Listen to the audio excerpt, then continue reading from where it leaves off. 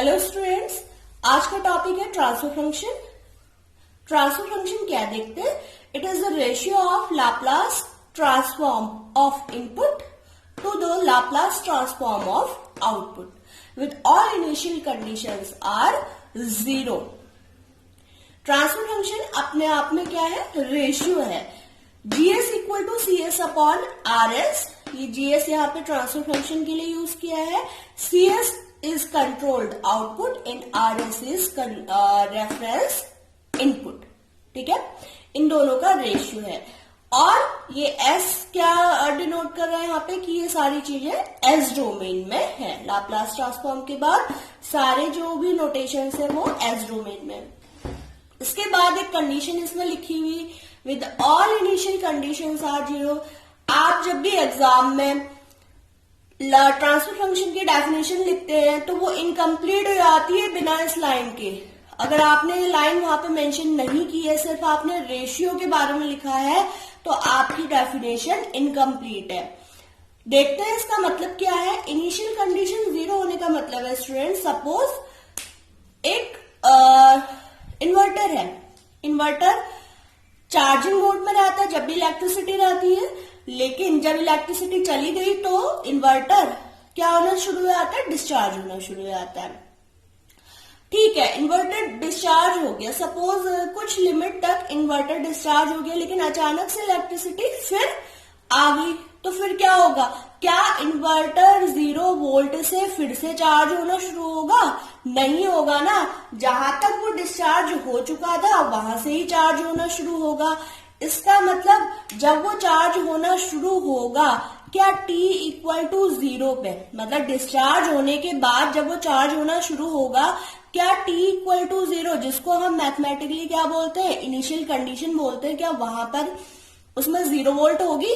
नहीं होगी। इसका मतलब वहां पे कुछ ना कुछ इनिशियल कंडीशन रही होगी। तो आप उस केस में ऐसे सिस्टम के लिए ट्रांसफर फंक्शन आप फाइंड नहीं कर सकते, क्योंकि इसमें क्या है? साथ में कंडीशन गिवन है, इनिशियल कंडीशंस 0 होनी चाहिए, right.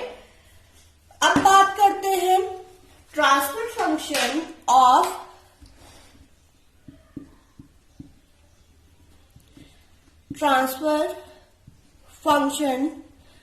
Of negative feedback system.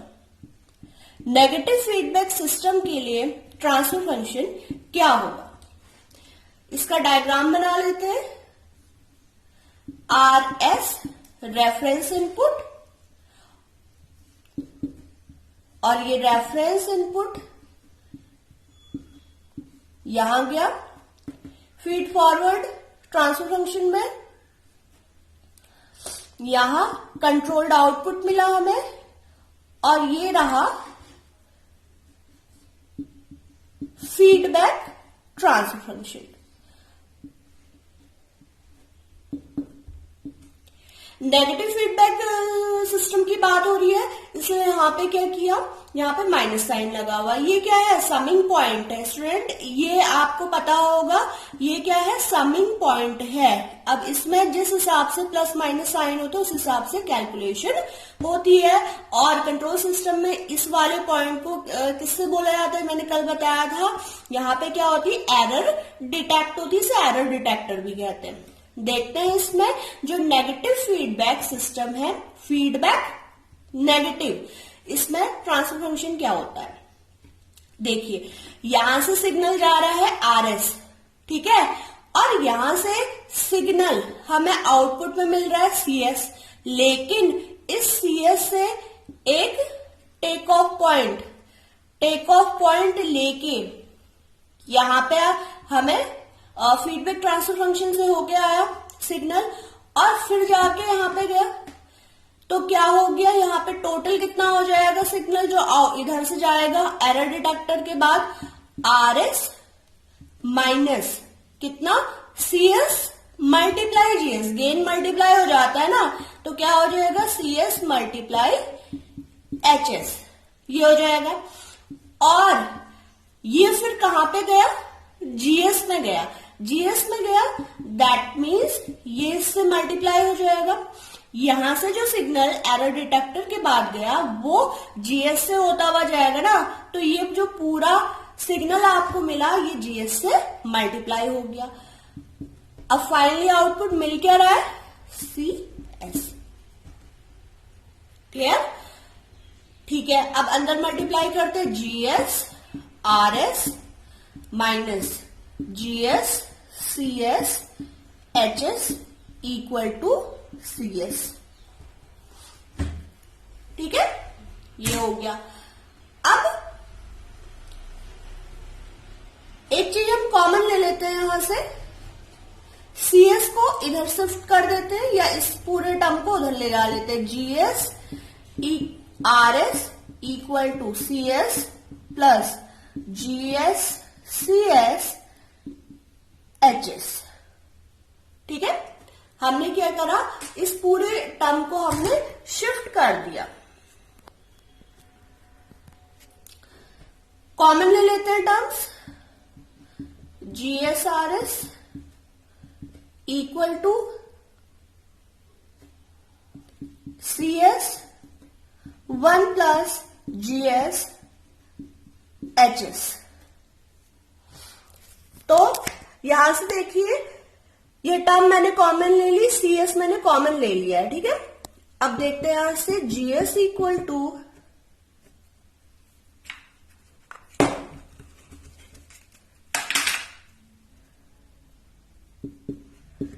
GS upon 1 plus GS H S equal to C S R S. ये कर सकते हैं, आर एस को यहां पे ले गए अपॉन में, और ये जो पूरा टर्म है यहां जीएस के अपॉन में आ गया।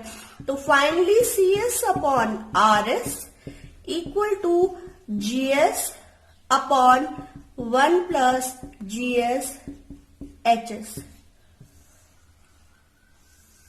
ये रेशियो आ गया किसके लिए, RCS upon RS. Controlled output और रेफरेंस इनपुट दोनों के बीच में हमें एक रेशियो मिला जिसको हम ट्रांसफर फंक्शन कह रहे हैं। और ये ट्रांसफर फंक्शन स्टूडेंट्स किसके लिए आया है, नेगेटिव फीडबैक सिस्टम के लिए। एक चीज ध्यान रखना, जब आप क्वेश्चन करोगे, न्यूमेरिकल करोगे, यहाँ पे प्लस कब आता है, प्लस कब आएगा, जब नेगेटिव फीडबैक सिस्टम की बात होगी। और यहां पर ऐसे ही सेम आप डेरिवेशन कर सकते हैं, पॉजिटिव फीडबैक सिस्टम के लिए यहां पे माइनस आ जाएगा, जब पॉजिटिव होगा यहां पे माइनस आएगा, और जब नेगेटिव फीडबैक सिस्टम होगा यहां पे प्लस आ जाएगा। तो आप इसको भी दूसरा वाला पॉजिटिव फीडबैक सिस्टम के लिए भी आप ट्रांसफर फंक्शन फाइंड आउट कर लीजिएगा। Thank you class.